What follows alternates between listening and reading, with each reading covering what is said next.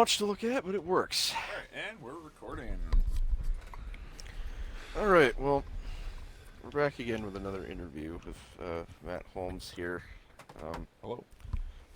For all intents and purposes, a lot of people aren't really going to get why we're being so open about it, but we'll get into that after the facts. So, yeah, I mean, last time I was talking to you about, childhood and what it was like growing up with a family that just takes on all these different kinds of hobbies. But I don't think we ever really got into, where you live specifically. Like, what's the area like? Very small town ish suburban like area. Well, Well, when you say that, how do you mean, I guess? yeah, I'll put Like, it what do this you... there's like no skyscrapers. It's not like Buffalo, it's not like any of that. There's no what? Skyscrapers. It's all just Well, I could gather that from the conversations we've had before, but I guess I mean, what is the vibe like? oh, it's nice. Well, that's like Most people know everybody here. At least so around you the area I probably live. call it a tight knit community. Yeah. Big one, but yeah.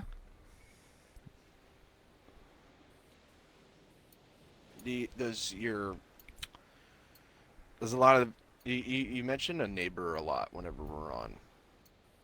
Tell me about him. Oh yeah, my next door You neighbor. don't tell me his name or anything because I'm sure he doesn't want to Yeah, I'm not be gonna say his involved in name. this. But just you know, give me a gist of him. What's he like? He's nice. He's a very nice person. We usually help him out around the house when he needs help. I usually help him with his garbage and other odds and ends. Well, I guess I'm asking like, why do you feel the need to do that? Like most people who are their neighbors could take out, trash themselves and all that. But Because like, he is very old and usually needs a bit of help. how old do you think he is? Not sure. If you'd wager a guess. Maybe around maybe around my father's age. A little more, a little less. I guess a number. 70. All right. About around the house, because generally he's an older man. Yes. Um. Well, I mean, I've had neighbors before where I live, but you know, I guess the thing, why do you feel you need to help him out specifically? Like, what is his relationship Because to your family? we pretty much consider him family. Why? Is Because that just how long he's been around? yeah, I've known him since I was born.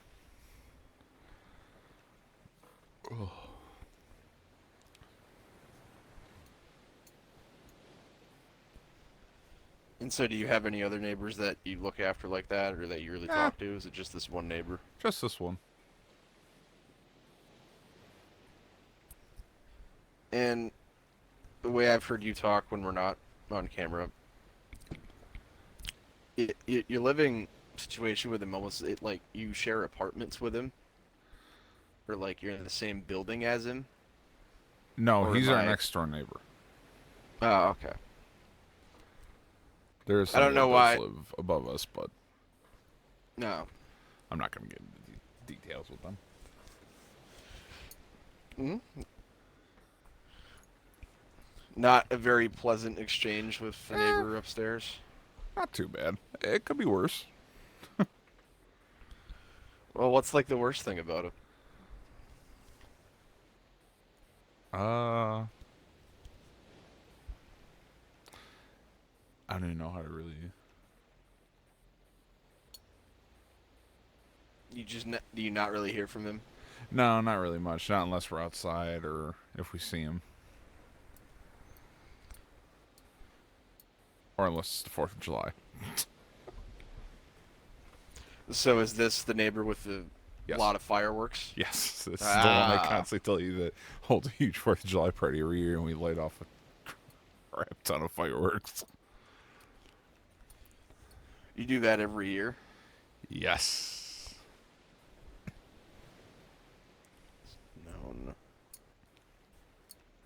for his extravagant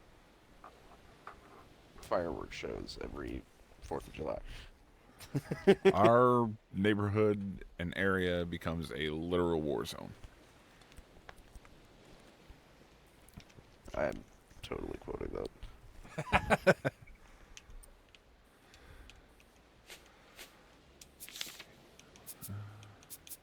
I'm just going to shorten it.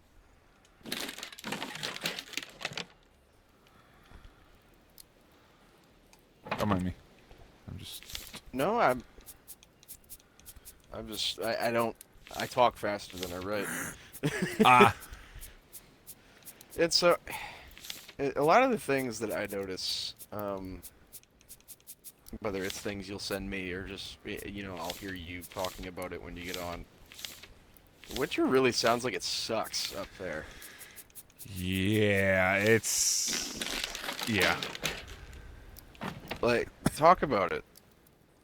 Our Like, just winters some up of the here winters. are affected by what we call lake effect snow. And it can be. Lake effect snow? Yes. What's that? That is snow clouds that come off of Lake Erie or Lake Ontario, and it can be fucking dangerous. It can dump mounds of snow in So they come minutes from to Canada, hours, yes. and they just pretty come much. down from. Ah. Yeah, I mean, I think I've seen that described in certain weather forecasts with the weatherman on the big screen with his pointer, just being like, "Yeah, It can create some really nasty snowstorms here. up here we have a saying we call them nor'easters." Yeah, I've heard that saying.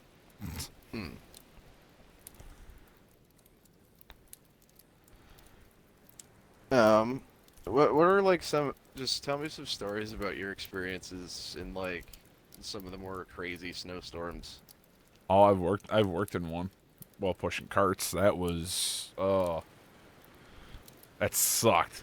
Yeah. It was deep snow trying to push carts through. It was not fun. Well, what became the problem with them? The cart, I could maybe push 2 or 3 at a time. Any more, and the carts would not move. And so, how many carts are you normally pushing? It usually depends. Well, give me numbers here. About 10 to 20 at a time. And this is when, like, when people are taking care of shopping carts at, like, Hannaford, they get them zipped up on lines and they're pulling them around. Yeah.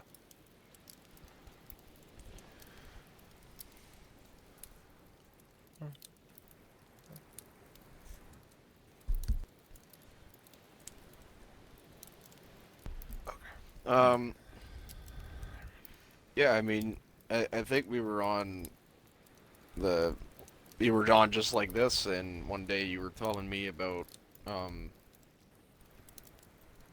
of those specific days somebody almost hit you when you were trying to carry in carts Yeah. during one of those storms. Yep. So it's just as bad for the drivers to not see you as well as you have to actually try to push these carts through, like, feet of snow. Yeah. Pretty much. I didn't have to work during the, what was it, Blizzard of 22, which was good. Good? Yeah, I didn't have to work, thankfully. Oh, you didn't? No, I was off that day. Or that entire few days that it hit. What happened that day? It was forecasted that it was not supposed to get really, really bad until 12 o'clock. However, I had to do Christmas shopping. Like idiot, because I do this every year. I had to do Christmas shopping on the day before Christmas Eve. Me and my father went to Walmart. It wasn't too bad, but it wasn't good. By the time we got out, it was almost a damn near whiteout. And so that was in what, maybe a couple hour period? Yep. And they said it wasn't supposed to get bad till like 12 o'clock. There were people stranded on highways, roads. There were cars abandoned. It was what they call a once in a generation blizzard.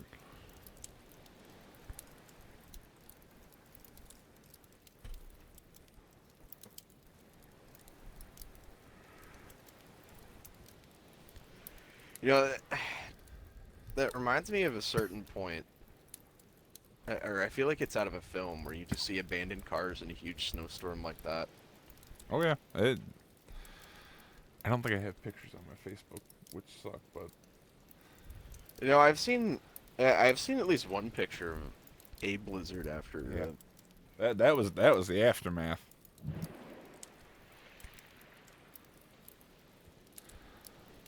And so one other thing that I saw on your Facebook page was this. Let me pull it up on my phone here.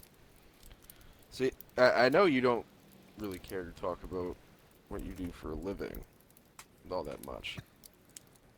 Although when I see that you have a dedication and service award for 5 years of service with BJ's, I feel like that's, Yeah. between pushing shopping carts and all that, you know, you, you worked hard Oh to yeah. get that. I am now 8 years as of Friday. And that was just solely pushing shopping carts. Well, it was, Hmm. but now I've learned a few other things, so I'm pretty much well diversed in the company. Hmm. And so it's a thing I tend to notice with jobs in retail spaces where they try to push you to do every little bit of everything so they can just get you knowledgeable about stuff. Yep. I find that happens similarly with hobbies as well. When it comes to, you know, you specifically, you know, you seem like you do a lot of things that would benefit the crafting side of your like, yeah, you mentioned, or you didn't mention, but I've heard you talk about your leatherworking or your wood burnings before. Yeah. What, and I even think, did you say you had like a clay oven to like, or what do they call them? Basically, it's like a furnace you put clay sculptures in so they can like harden, finish up. Yeah, but I don't really do that much anymore. Why not? It's too many things to do at once. Yeah, I mean, a lot of these hobbies, you know, where I stick to, one or two things that I can sort of come back to the main thing that I do. You seem like you just do everything. Yeah, pretty much. I guess when it comes to like doing stuff with your hands and leatherworking and woodworking, what is it that draws you to that?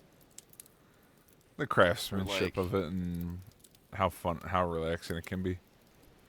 Hmm. And so, is this the kind of stuff you would ever think of like selling when you guys go to your craft events? Yeah, I actually have sometimes. I have a few wood burning pieces that I tried to sell. Hmm.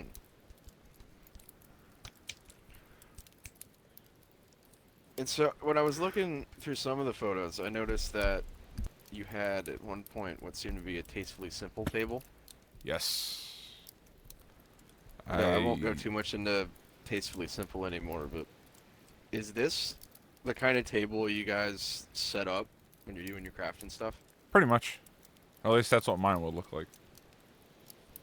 Well, I imagine it would have your own brand on it. Yeah. Well, what is that? I guess what is that brand, or is it nothing particular? Or do you just There's go to really these nothing events just particular to displaying it. Your thing? It's just really So displaying these craft everything. events are like people in the area just making stuff. Yeah. They're You not have like people all the way businesses. from close by. I see people come from frickin' Rochester, New York.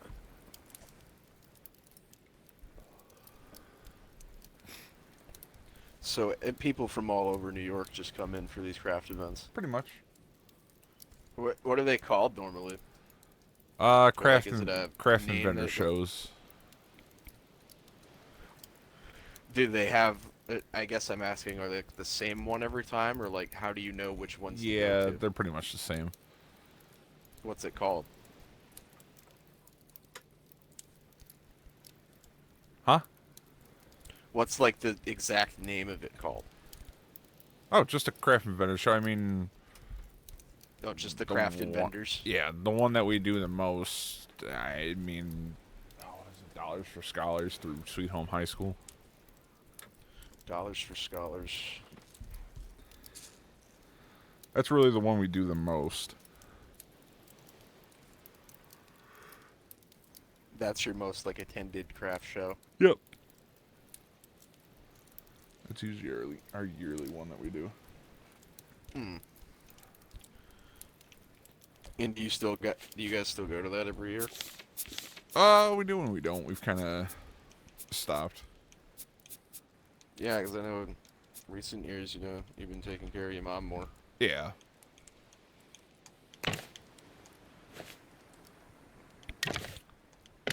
Well, I won't get too deep into that because I know it'll probably touch up on some personal things, and it's Yeah. less so what I'm trying to focus on. I'll bring it more back to the hobbies with the sense of the other things I saw on Facebook with regards to airsoft. Ah, yes, my Um, addiction to airsoft. and what's funny about it is, with you specifically, where I think a lot of people who are doing this project are finding it sort of easy, they can find people who are like, oh yeah, I know this person when they did this and this and this. With you, it's almost like I'm going through a scrapbook of what happened. Yeah. And I'm seeing all of these people in particular in the photo, of whom I'm not going to name here because I don't think you'll want me to reach out to them for interviews, and I don't think I'm going to be able to reach out to them for interviews. I don't think some of them have I don't even think they have Facebook. But that's the sort of interesting bit. It seems almost like what you might see in certain Vice videos about, right-wing militias these days. Yeah. And I guess I'm sort of curious, where does the airsoft come in compared to, the hot wings or the crafting stuff? Like, what's that interest? So that became a hobby through a coworker of mine that invited me to go play at a place called Buffalo Battlegrounds one time. Back 5 years ago, let's put it that way. Before the pandemic. Or no. After the pandemic. Yeah, he invited me to Before or come after? After the pandemic. He invited me to come play with him and a few of his buddies one day. And that's kind of where that took off. I took a few year break period and then eventually got back into the sport.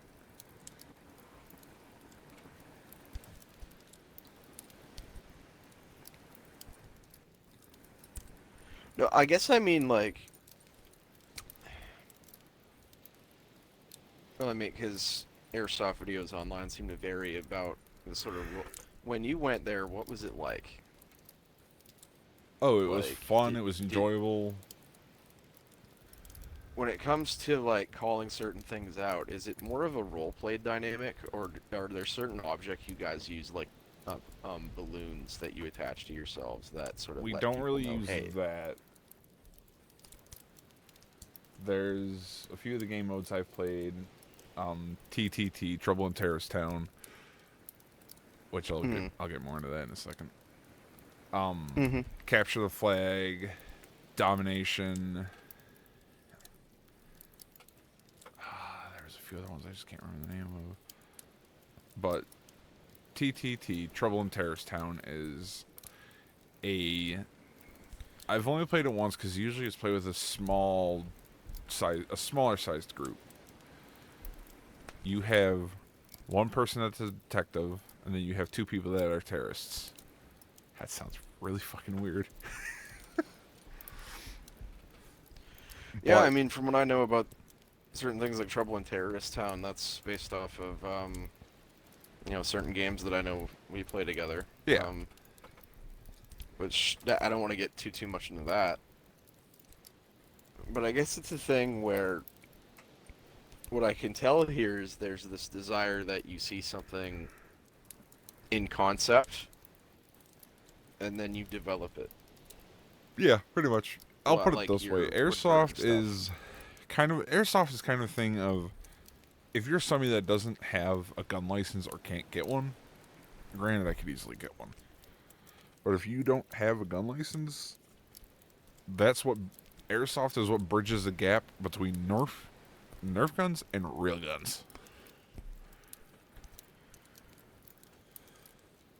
Well, I guess what I mean more is in the sense where I see you doing this wood burning crafting stuff. And then, you know, when we met, you started me on this whole YouTube channel thing. Yeah, You're a person who sees something in concept or theory and then makes it happen. What is what really drives that? Is it just interest or is it something? it's just interest. Hmm. So say when it's stormed out and after you know another nor'easter, whatever big storm you want to call it, it's probably not in your interest to you know shovel your driveway in a certain way. Yeah,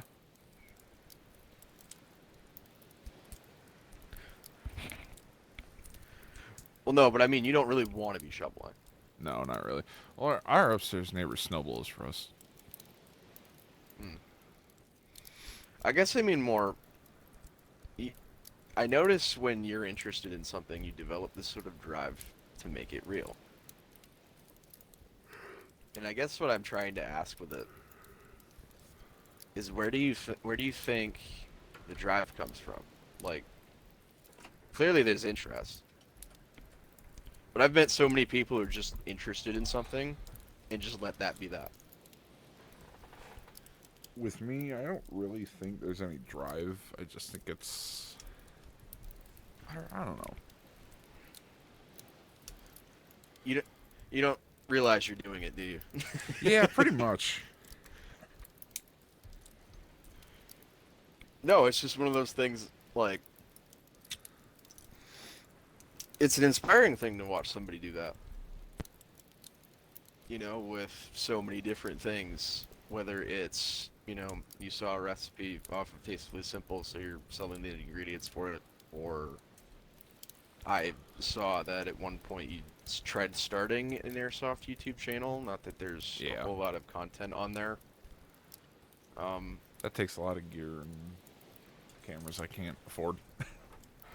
yeah, I mean, from what I know of airsoft itself, it's sort of like creating content. It's just a very expensive hobby. Yes, it can get. I have seen airsoft guns go for. I think the highest I've seen an airsoft gun go for is $1,000. Oof. Yeah, and they can get even worse.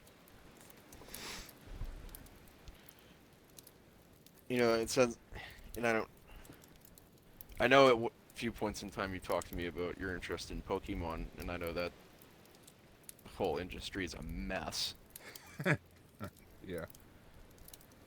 I guess that rolls back into a different sort of question. How often have you had to sort of stop following your hobbies or interests because they're just too expensive for you? Oh, ooh, excuse me. A few times. I don't really do Pokemon anymore. I buy it every now and then, Hmm. but I don't really do Pokemon much anymore. Hmm. No, from what I understand, you're consolidate that more into the Hot Wings and Buffalo Bills games. Yeah.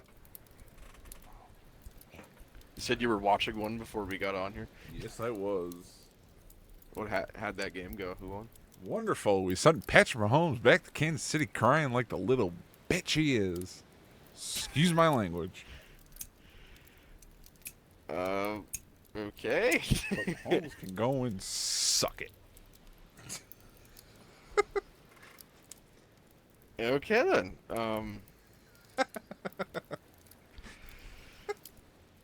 Well, I know you've been sort of saving up a tangent on the Buffalo Bills.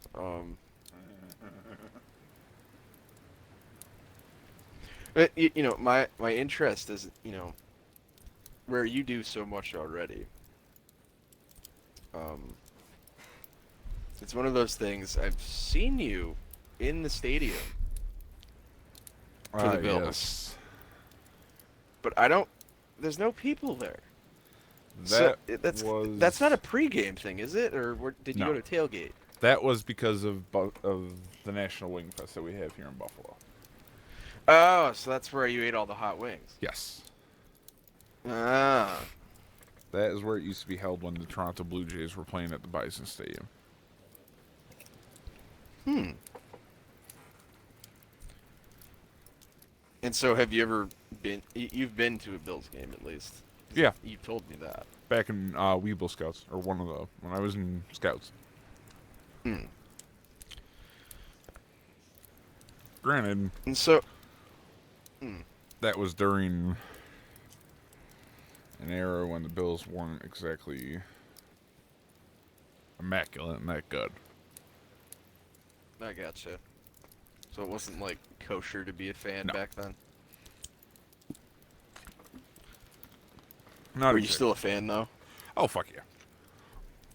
So you Once a just Bills loved fan, the always a Bills. Bills fan.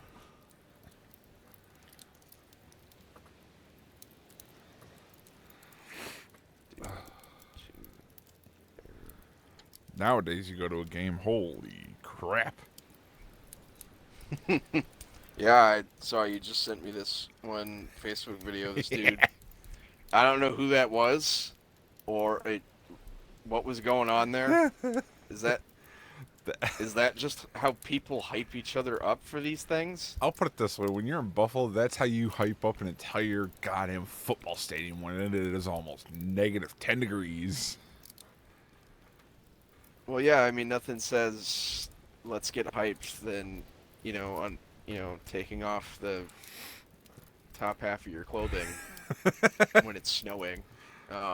We're known for the rowdiest crowd because you will see us drinking beer out of watermelons, bowling balls. You will see us jumping through tables, jumping through flaming tables. What is this, pro wrestling? Like, like, okay, so did this happen back in the day? Like, did you see any of this stuff when you were a kid? I don't know where this exactly stemmed from. Okay. You ever get a chance, if you want to put it in to this interview, look up Bill's Mafia. Well, Literally, yeah, you've told me about that's what Yeah. the Bills fans call themselves. look it up on the internet, Facebook, fucking Instagram, and Okay. a whole entire list of crap will pop up.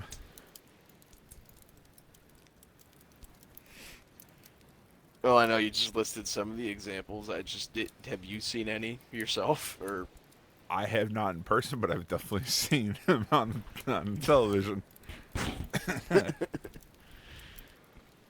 So, when it comes to, this sounds like it's. How far away is the stadium from you? Like from your house? It's roughly about a 20-30 minute drive, depending on traffic. Okay.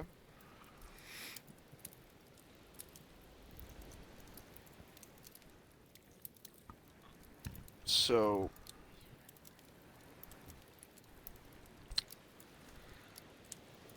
I know we're running close to our time here, mostly because I'm just sort of treading water, I think, in my mind. But where I guess we should leave off for today is you mentioned at one point, how just nasty winter gets there. Yeah. But you also mentioned how rowdy the football fans can be there. So like, I guess I'm asking like, what is Here's how mad have you been at certain points when it comes to like your passion for football and like, have you ever, I guess, tried to go to a game when? during the winter. Fuck no. I don't have the balls to. Well, but no, but most people playing football during the winter, it's the winter. There's gonna be points where they stop. Yeah.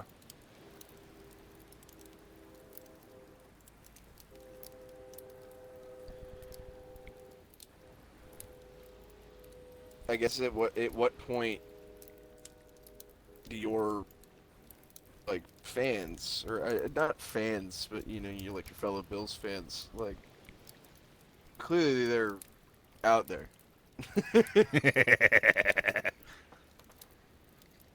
So have you like do you really see any innovative ways that people in your area or like anybody that have like an easy way to sort of beat seasonal troubles like that where Oh you yeah. feel like well just talk to me about some of them like If you're talking about Bills game, that's bundling up till you literally cannot bundle up anymore. Winter coats, winter hats, gloves, long johns, 3 pairs of pants. hmm, I'll put it this way: our stadium can hold almost 70,000 people, maybe more. I don't know exactly. It could be the dead middle of winter, and it could be a damn near whiteout conditions almost, and that entire stadium would be packed. so it could be like in the middle of a nor'easter and you guys are still playing football. Oh, damn straight. Like I said, we're known for being No, I mean that's the fucking thing, crazy.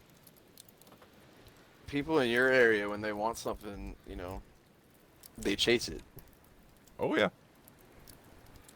And it really comes through when every night we're talking together, whether it's recording or not, and I can just when you're interested in something, you just want to contribute to it. Yeah. And that I just think is really, really cool. They even have sometimes it depends with games it depends on how bad the weather gets. If it gets really, really bad, they will move the game to another stadium. Right. But if it's to the point where it's not too bad, they will have people come and shovel out the stadium. And I'm talking Oh like wow. fans, not workers.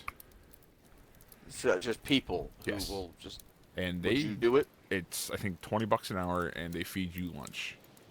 A lot of people. If they show asked up. you to do it, would you do it? Oh, if fuck you yeah. saw an ad for that? Oh hell yeah. If you could do that full time instead of working at BJ's, would you do it? Oh yeah.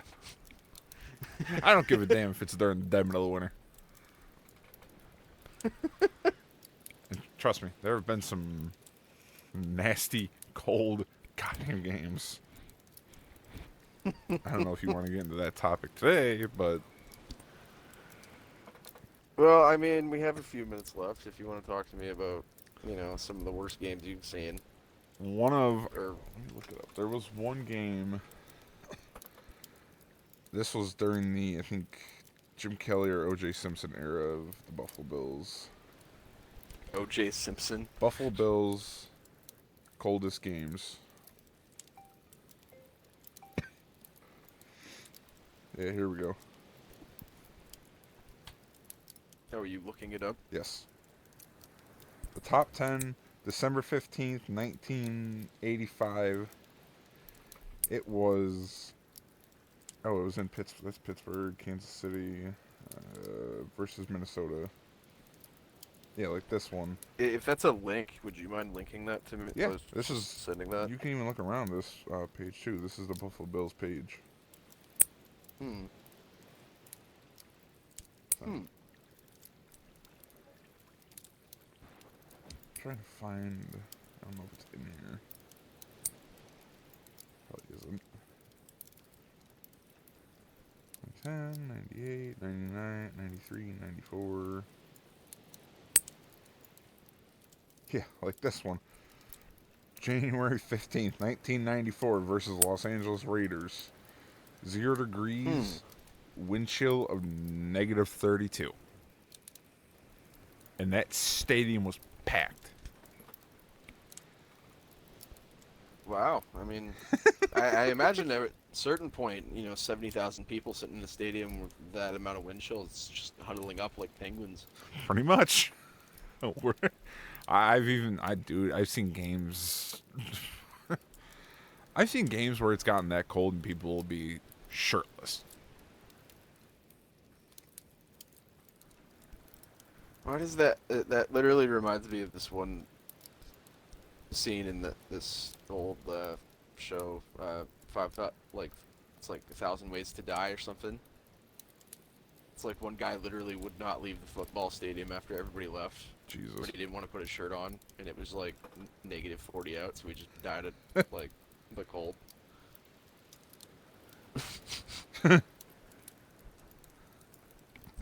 I hope there hasn't been any incidents like that with any fans or anything. No.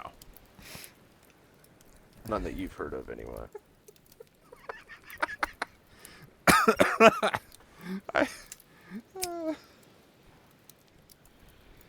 Alright, well, I think for today, at least for this episode, we're probably good here. Alright. I don't even know how long that was. So